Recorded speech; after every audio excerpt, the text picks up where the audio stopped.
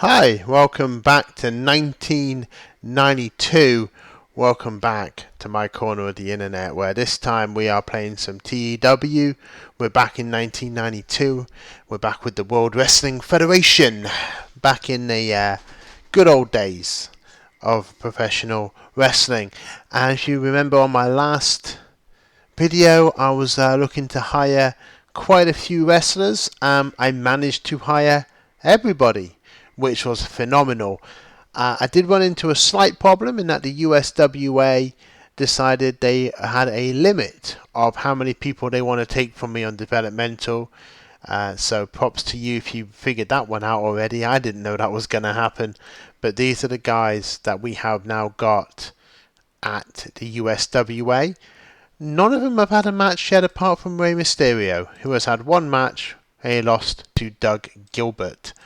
But yeah, I got everybody else. So I got, as you can see, all these people here. Adam Bomb is going to become Loose Cannon, Eddie Guerrero with his Latin Lover gimmick, Yokozuna, Jushin Liger, Robert Gibson, Shane Douglas, Tully Blanchard, the Honky Tonk Man, Ricky Morton, Terry Funk, Bob Backlund, Paul Roma. All of whom are here. I have made a bid for Kevin Sullivan, mainly as a road agent. He will probably wrestle every so often, but he will just be mainly a road agent. And this is Danny Davis, who's currently a referee, but he also can wrestle, and I figured why not make him a new contract where he is allowed to wrestle. I thought that would be quite good. Just because I didn't show it before, this is the evidence here that the heavyweight championship is vacant right now. We have the Intercontinental title, which is Brett's, the tag team titles, which are the Legion of Dooms. So we're going to do Superstars. I don't know if you're interested in the B shows, but nothing really of note happened. A couple of matches with people in storylines, but that's obviously to be expected. I have made a couple new storylines. Including Backlund and Douglas, Bob Backlund and Shane Douglas, so you'll see how that's going to go. The Rock'n'Roll Express are going to go up against the Natural Disasters, so I thought that would be fun. And I've added Bam Bam Bigelow and Jushin Thunder Liger to the mid-card proving ground. I know Jushin Liger probably is not somebody you would expect to have seen in 1992 in WWF, but he is without a doubt one of my favourite wrestlers of all time, and I absolutely adore him. So yes, we are going to have Liger involved. Just to let you know as well, because of course it is Jushin Liger and we are in the US, he's managed by Reverend Slick, which I thought is a really cool thing. He can be on the mic, and he was always very good on the microphone, so I thought maybe he's a babyface right now. We'll let him manage Jushin Liger. So that's how the state of things are as we head into the second show of WWF Superstars. I will see you when we get there, and we will see how WWF Superstars, the second episode, goes. Okay, welcome back. It's time for WWF Superstars, and here we have the pre-show match that I booked in, just with a few guys that are not on the show tonight. So Roddy Piper, Bret Hart, Jim Powers, and Virgil in a 4-on-4 match where they defeated the Honky Tonk Man, the Brooklyn Brawler, and Haku and the Barbarian. And Bret Hart submitted the Barbarian with the sharpshooter. He wins. Obviously, the Intercontinental Champion doing what he does best. But recap the gimmick changes. Honky's gimmick is adequate. That's not good, but that's okay. That's fine. Next segment, we're going to start the show proper, and we start with Eddie Guerrero. He defeats Devon Storm. It's a segment rating of 8. It's a horrible match, but Eddie, of course, is not well known yet, and he just comes out. He defeats Devon Storm with a gory special, and his Latin Lover gimmick has an initial rating of great. So that's Devon. We don't talk about Devon, but Eddie, there we go. That's what I need. Hopefully Eddie, he didn't end up going to developmental, so I hope we can utilize Eddie a lot better ourselves to begin with. It's going to take a bit of time, but I'm going to try and build him up. I won't use him every week, but we'll have him around every so often just doing his thing. Devon Storm I hired as a one-off. He's a local worker for the evening. We then have the Bushwhackers talking about Hercules and Skinner. Ah, matey, you don't want to fight with us. We're the Bushwhackers. You know, they come out and say, you want to bully people, try bullying people from our end of the woods or whatever it might be. And they'll go up against Hercules and Skinner next. And it's a terrible match apparently, but it's a 44 rated match. Hercules and Skinner defeat the Bushwhackers. And then, yeah. Next show, we've got Vince McMahon, Bob Backlund, and Shane Douglas. So this is Vince McMahon saying, I'm going to bring back one of the greatest WWF champions of all time. Ladies and gentlemen, please welcome back to the WWF, Bob Backlund. Out comes Mr. Duck-Arse himself. And Bob Backlund is on the mic. He's very happy to be back. I'm going to make sure WWF has some of the best wrestling in the world. And he's doing his thing, and Shane Douglas walks out. And Shane Douglas says, you signed me as well, Vince. Why do I not get the fanfare that Bob Backlund gets? I'm the franchise player. I'm the best thing you're ever going to have in this company. Why don't I get the fanfare? And he looks at Bob Backlund and he says, next week, Bob, I'm going to show you why I deserve the fanfare and not you. Unfortunately, both Bob Backlund and Shane Douglas's gimmicks were poor and awful, so that might have a bit of a detrimental impact on this storyline. But let's carry on. We then have, it says here, hyping their upcoming match against Jannetty and Bret Hart. That's actually not what it is. I just used that angle setup where basically this is the Heartbreak Hotel. Shawn Michaels talks about how he's going to have someone on who, you know, the girls love as much as he does. As much as they love him, the model Rick Martel in the Heartbreak Hotel. And what better person to have in a hotel than a model? And the model say, yes, well, you know, I am a model, I am. You know, I've been in Paris this week, I have the latest fashion trends, I look fantastic. Yeah, everything that the model does. And they talk about how they've got one over on their rivals. Shawn Michaels talks about how greasy Jannetty's hair and Bret's hair is, and the model talks about how they carry themselves so much better than Bret and Jannetty, and you know, and they just basically talk a lot of crap, hyping up matches against them. So storylines will progress a little bit. Only a 58 rating, so maybe the model kind of pulled that down a little bit, but that's okay. That happens. So moving on, Shawn Michaels defeats Coco Beware with a sweet chin music. Shawn Michaels getting his heat back. He lost to Greg Valentine last week, but this week he's beating Coco Beware to show that he has all of the ability. I'm going to beat Coco. I'm going to show that I'm still the best in the business today. Moving forward, the announcers put over that we're going to see the Legion of Doom versus the Rock and Roll Express. The Rock and Roll Express are coming to the World Wrestling Federation. They're going to debut here tonight, and they're going to have a WWF Tag Team Championship shot against the Legion of Doom. So that's our next match. And here it is. So the Legion of Doom beat the Rock and Roll Express in a match 12 minutes 6 seconds long when Animal defeated Ricky Morton because Earthquake interfered. So the Legion of Doom, 8th defense of the tag team titles, beating the Rock and Roll Express. But of course, this is all about getting this storyline started. The old school face gimmicks, poor and adequate. We're not having really good gimmick starts here, which I'm not too happy about. I really wanted to have some more movement with this. I'm a bit gutted.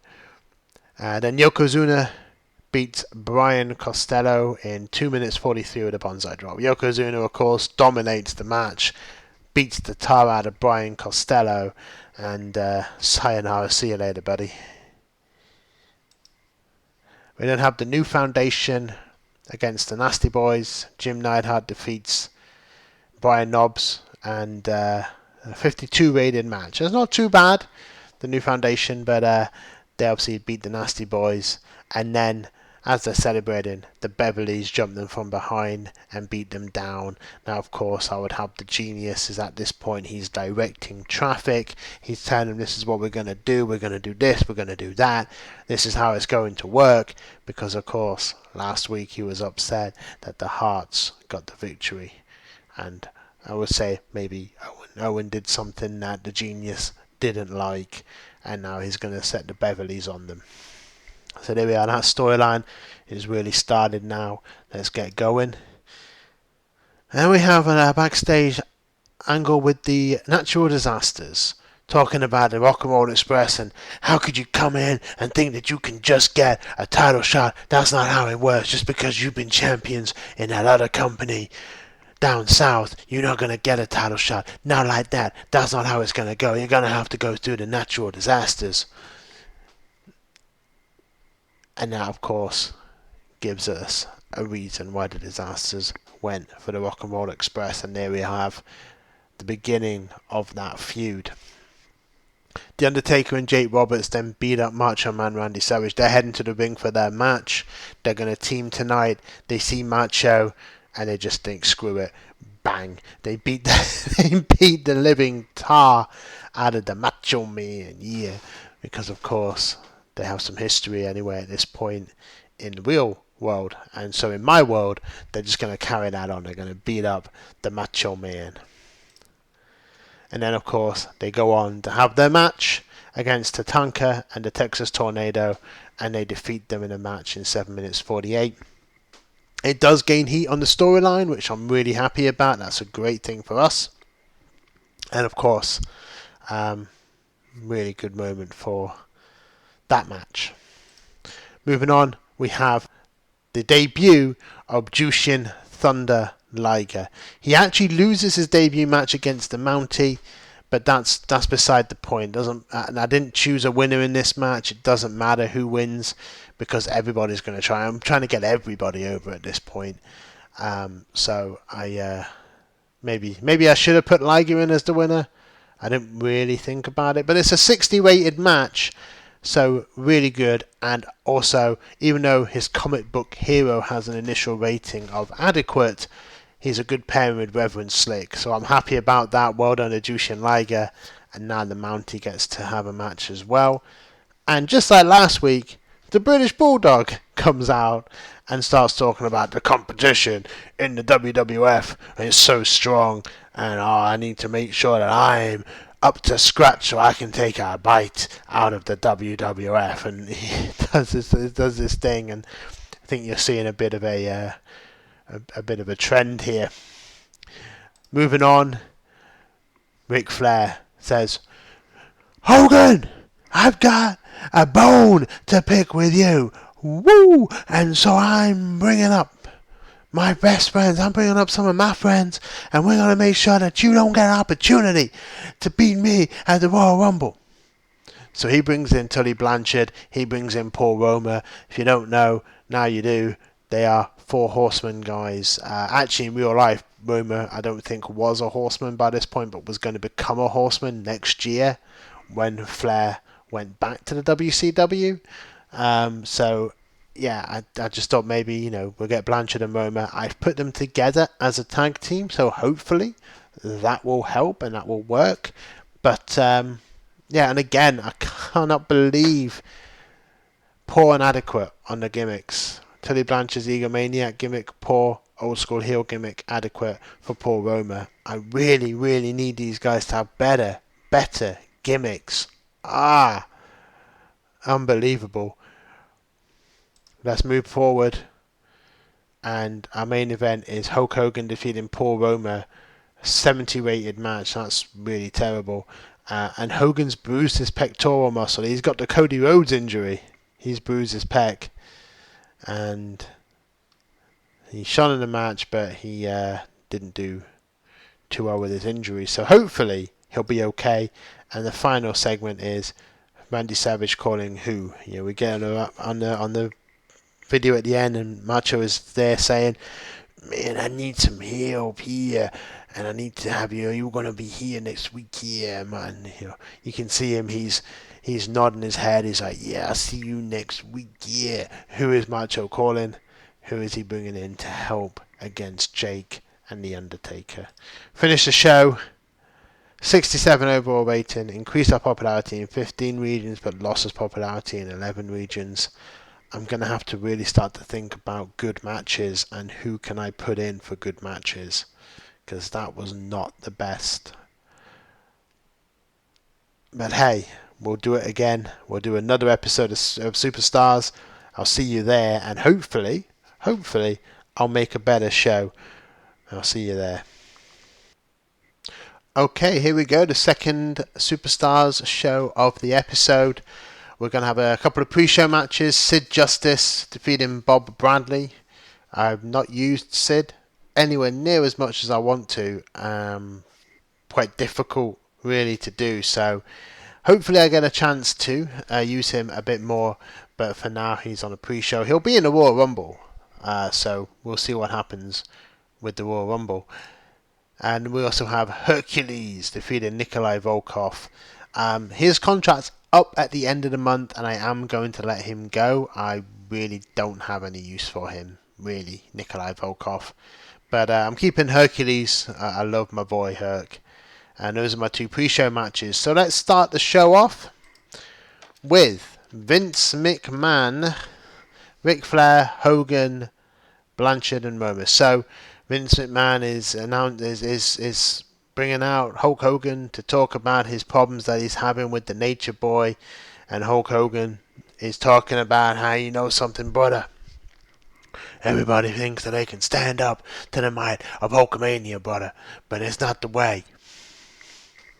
Of course, naturally, he'll be interrupted by Ric Flair with his new henchman, and Ric Flair tells him, "You beat Paul Roman last week, but now can you beat Tully Blanchard this week?"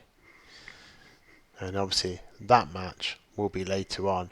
But apparently we lost heat on this segment with this, so maybe including Paul Romer and Tully Blanchard wasn't the best thing. I don't know. I'm really sorry if I'm ruining this storyline, but I quite like having these guys around with them, so I don't know. Like I told you at the beginning, I'm not very good at this game. And then of course Shane Douglas defeated Kato in 5 minutes 46. Shane Douglas, of course, last week said that he would be proving to Bob Backlund why he deserves the recognition, and he deserves all the fur and everything, because he should be the guy to get all the fireworks. But obviously after the match he would then taunt Bob Backlund and say all what I've just said about how he deserves all the recognition. You then have a backstage interview with Sean Mooney. Remember Sean Mooney interviewing Bret Hart and Marty Jannetty, because after last week's comments from Sean and the model, they're going to have a tag match tonight. So Greasy Spoon tag team over here. No, honestly, I love Bret and I love Marty. They're going to have a match against the other two, Sean and the model. So again, talking about that match. We then get Hercules, Skinner and Barry Horowitz together, basically saying they're sick of being overlooked. They're sick of everybody saying that they're no good, or they're too old, or they don't look the part, or they're too small. Doesn't matter. They're going to show everybody that they are here to stay. They mean business, and it starts tonight with Barry Horowitz defeating Virgil. Unfortunately, in less than 3 minutes, Virgil rolls up Barry Horowitz and pins him 1, 2, 3. Virgil wins. Sorry, Barry. That's that done for you. It's moving on. Macho Man Randy Savage says, "I've got my tag team partner, man. You know, where the stars align and everything comes together and the cream rises to the top." I don't know. I'm trying to do a Macho Man impression, but he basically says he's found his man. He's found his partner, And his partner is always Terry Funk. Terry Funk is here and he's going to do everything in his power to support my friend, the Macho Man. Or whatever it is that I can't do impressions very well at all. Hopefully you find it funny.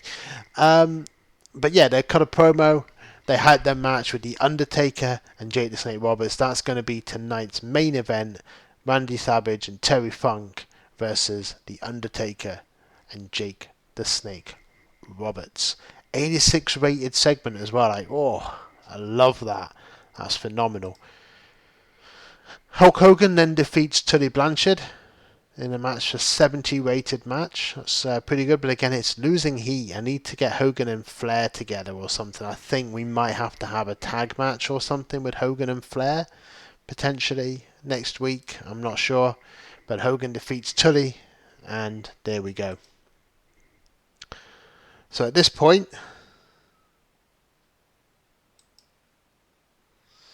we have Hogan, Flair, Blanchard, and Roma and the Nasty Boys. So what happens here is, after the match, Flair, Roma, and Blanchard jump Hogan. They jump him, they beat him up, and they're going to beat the hell out of him when the Nasty Boys run out to protect the Hulkster and help out. And so the Nasty Boys are now getting involved in this storyline.